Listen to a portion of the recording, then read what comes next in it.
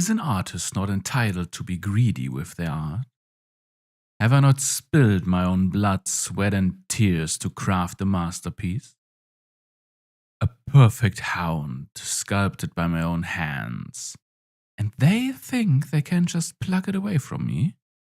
They walk into my base, no, my studio, and treat it like a market? No, they won't. They can't. Not anymore. I stripped it of its name, I stripped it of its past, of loyalties, desires, and whims. I, alone, did this. And now I have stripped it of its existence. You must think of me as mad. But if you were here, in my boots, you would have done the same.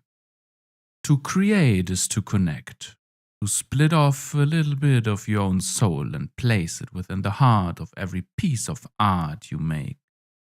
And they had the gall to demand my art, to use it as just another tool on a losing front line. It is an insult of the greatest degree. I had to do what I did. The physical act was simple. A late-night stroll to the kennels, the click-clack of my boots on the metal grates echoing out into the still night air. Click-clack, click-clack, click-clack. The night owls turned their gaze away from me as I passed by. I do not fear the shadows and what they hide, for I have lurked within them for far longer. I have made myself home in them. I pass the cages, the bars sturdy, the locks tight. Usually, they keep the hounds from running, but tonight, as the shadows cast the bars over me from all sides, it feels as if they are keeping them safe from me. They need not worry, for there is only one masterpiece amongst these incomplete works that I have all my attentions towards. My first. I stop in front of its cell in the back. I remember the day it arrived, bleeding and broken, and fought like it climbed out of hell itself until the drugs hit. I stood at this very cell every night that first week. I listened to it sob and scream and thrash. I watched as its damaged eye healed until the bandages came off and an empty, dead eye stared back. Do they understand all the work I did on it? As it lay there this night, no, months later. This night, though, wouldn't be its last. No, I could not bring myself to do it yet. Tonight I would simply watch my work sleep, tossing and turning like a dog dreams of chasing. It was beautiful. I do not know how long I watched it, but a rustling of changing guard in the halls marked my leave. The next night I walked the halls again. Click, clack, click, clack, click, clack. I stood in front of the cell again, a knife held firmly in my hand. I could have chosen any other hound for this assignment. I just had to choose this one. Its fate was their own doing.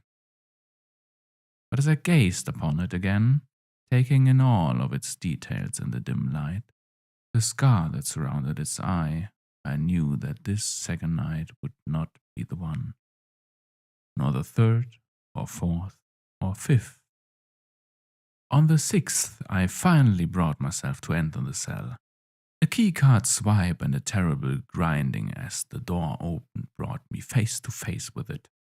My hand carved the stone of its mind, but nature created its perfect form. I steadied myself, gripped the blade hard in hand, but was caught off guard as it sleepishly opened its eyes.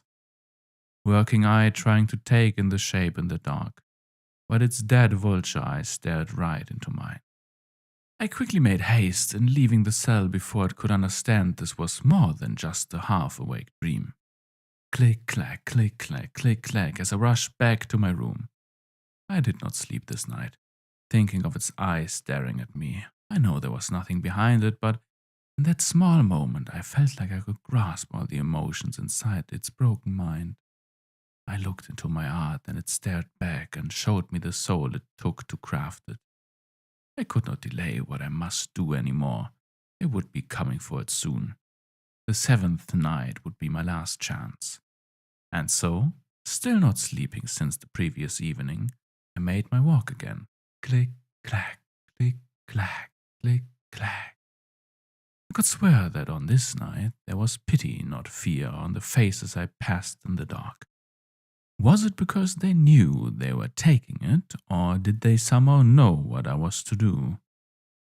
But I carried forward, knife held close. This time I didn't wait outside its cell. I walked right in and looped. I think a part of me wanted it to wake up. I wanted it to know that I was doing this out of a deep love. As it opened its eyes again, I was met with only fear. You have to figure me for the emotion it sparked in me. All of this that I've done for it, and it still feared me. It enraged me. The pounding of its heart filled the cell. It filled my ears as I got closer and closer. Miss? It slurred in its groggy state. But it was too late now. I wouldn't hesitate again. No, this time the blade slid down through its chest. I left it there, covering its mouth with my free hand. I watched as its chest raised and lowered, growing shallower each time. Somehow, though, its beating heart only grew louder and louder. It was cacophonous. It rattled in my head, and I wondered how it did not wake any of the other hounds. But, with a final hitched breath, it stopped. Everything was silent, and I collapsed to my knees. I knew art was never meant to be forever. There is nothing in this world that is truly permanent. And yet I was fighting with myself until what I've done. I could rush her to the med bay. I could undo this terrible deed, but my body remained firm. It knew that they would still take her away from me in the morning. This is what needed to be done. This is what was done. I collected myself. It took some time, but eventually I put back on the air that the base knew of me. I moved the knife from her chest, blood pooling up from the now empty wound. I wiped the crimson blood off of it on her shirt. The left I passed no one in the halls. My boots were the only noise for the rest of this eve. Click, clack, click, clack, click, clack. I tried to sleep when I returned to my room. My body needed it dearly, but adrenaline kept me awake.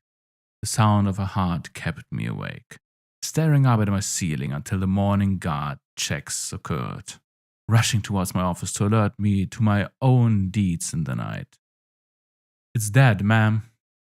No one on the base would tell the brass of my activities this past week when they arrived angry soon after. They would have to look elsewhere for this mission. The base has been quiet since, been neglecting the other hounds. They aren't her. I haven't slept in weeks now. When I walk the halls at night now, I pause, my boots stopping, and behind me it comes. Click, clack, click, clack, click, clack. I hope to turn and see her again, but I am met with nothing. We no longer use the mechs. Every time they start, I hear her pounding heart coming from within.